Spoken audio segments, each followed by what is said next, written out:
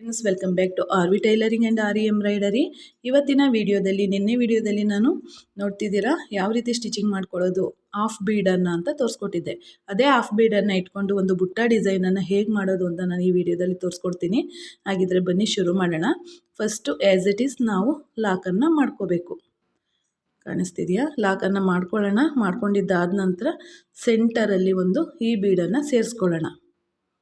ನೋಡಿ, ಚಪ್ಪಟೆ ಆಗಿರುವಂಥ ಬೀಡನ್ನು ಈ ರೀತಿ ಕೈಯಿಂದ ರೊಟೇಟ್ ಮಾಡ್ಕೊಳ್ಳಿ. ಇಲ್ಲ ಅಂತಂದರೆ ನಾವು ನೀಡಲಿಂದನೂ ರೊಟೇಟ್ ಮಾಡಬಹುದು. ನಾನು ತೋರಿಸ್ಕೊಟ್ಟಿದ್ದೀನಿ ಇಂದಿನ ನನ್ನ ಪ್ರೀವಿಯಸ್ ವಿಡಿಯೋದಲ್ಲಿ.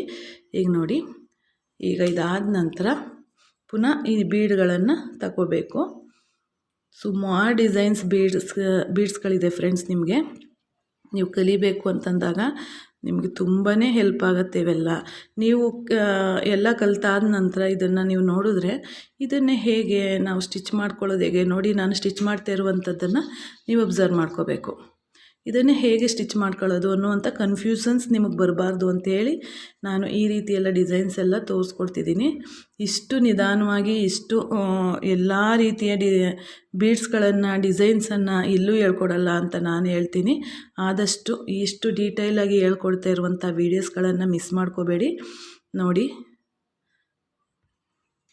ಈ ರೀತಿ ಮಾಡ್ಕೊಂಡು ಇಲ್ಲೊಂದು ಲಾಕನ್ನು ಮಾಡ್ಕೋಬೇಕು. ನಮಗೆ ಇದು ದಪ್ಪ ಬೀಡಾಗಿರೋದ್ರಿಂದ ಏನಾಗುತ್ತೆ, ಅಲ್ಲಿಂದ ಮುಂದಕ್ಕೆ ಹೋದರೆ ಅದು ಕ್ರಾಸ್ ಆಗಿಬಿಡುತ್ತೆ, ನಮಗೆ ಶೇಪ್ ಬರೋದಿಲ್ಲ. ಹಾಗಾಗಿ ನಾವು ಅಲ್ಲಿ ಒಂದು ಲಾಕನ್ನು ಮಾಡ್ಕೋಬೇಕು.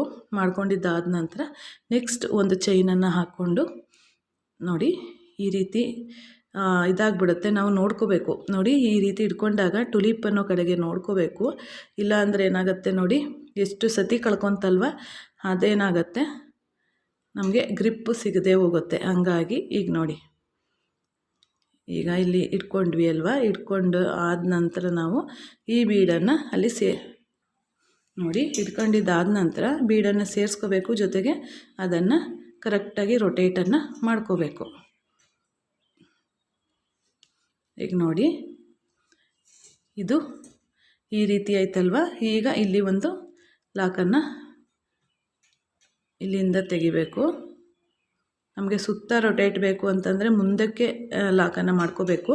ಇಲ್ಲ ನಮಗೆ ಪಕ್ಕಕ್ಕೆ ಬೇಕು ಅಂದರೆ ನಮ್ಗೆ ಯಾವ ಸೈಡ್ ಬೇಕಾಗತ್ತೆ ಅಲ್ಲಿ ನಾವು ಒಂದು ಚೈನನ್ನು ಹಾಕ್ಕೋಬೇಕು. ಹಾಕ್ಕೊಂಡಿದ್ದಾದ ನಂತರ ಸೇಮ್ ಆ್ಯಸ್ ಇಟ್ ಈಸ್ ಅದು ಲೈನ್ಸಲ್ಲಿ ಬರುತ್ತೆ. ಇದು ನಮಗೆ ಬುಟ್ಟ ರೀತಿ ಬರುತ್ತೆ. ಇದೆಲ್ಲ ಡಿಸೈನ್ಸ್ ಎಲ್ಲ ತುಂಬಾ ಬ್ರೈಡಲ್ ವರ್ಕ್ಗೆ ನಾವು ಯೂಸ್ ಮಾಡುವಂಥ ಡಿಸೈನ್ಗಳಿದು. ಅದನ್ನೇ ನಿಮಗೆ ತೋರಿಸ್ಕೊಡ್ತಿದ್ದೀನಿ. ಆದಷ್ಟು ವಿಡಿಯೋನ ಸದುಪಯೋಗ ಪಡಿಸ್ಕೊಳ್ಳಿ. ನೋಡಿ, ಇಲ್ಲಿಂದ ತೆಗೆದು ದಾರನ ಈ ರೀತಿ ಎಳ್ಕೋಬೇಕು. ಈ ರೀತಿ ಏನಾದ್ರು ಕ್ರಾಸ್ ಆಗಿದ್ದರೆ ಅದನ್ನು ಸರಿ ಮಾಡ್ಕೋಬೇಕು. ಸರಿ ಮಾಡ್ಕೊಂಡಿದ್ದಾದ ನಂತರ ಪುನಃ ನಾನು ಹೇಳ್ದಂಗೆ ಇಲ್ಲಿಗೆ ಒಂದು ಲಾಕನ್ನು ಚೈನನ್ನು ಹಾಕಿ ಲಾಕ್ ಮಾಡ್ಕೊಳ್ಳಿ. ನಮಗೆ ಫಿಟ್ಟಾಗೂ ಕೂರುತ್ತೆ. ಜೊತೆಗೆ ನಮಗೆ ಶೇಪ್ ನಾವು ಏನು ಶೇಪ್ ಮಾಡೋದಕ್ಕೆ ಹೊರಟಿದ್ದೀವಿ ಆ ಶೇಪು ಕೊನೆಗೆ ಫಿನಿಶಿಂಗಲ್ಲಿ ನಮಗೆ ಬರುತ್ತೆ. ಹಾಗಾಗಿ ಈಗ ನೋಡಿ, ಇದನ್ನು ಈ ರೀತಿ ರೊಟೇಟನ್ನು ಮಾಡ್ಕೊಳ್ಳಿ.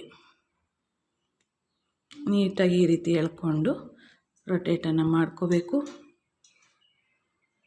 ನೋಡಿ, ಇಲ್ಲಿಗೆ ನಮಗೆ ಈ ಡಿಸೈನ್ ಎಂಡಿಗೆ ಬಂತು.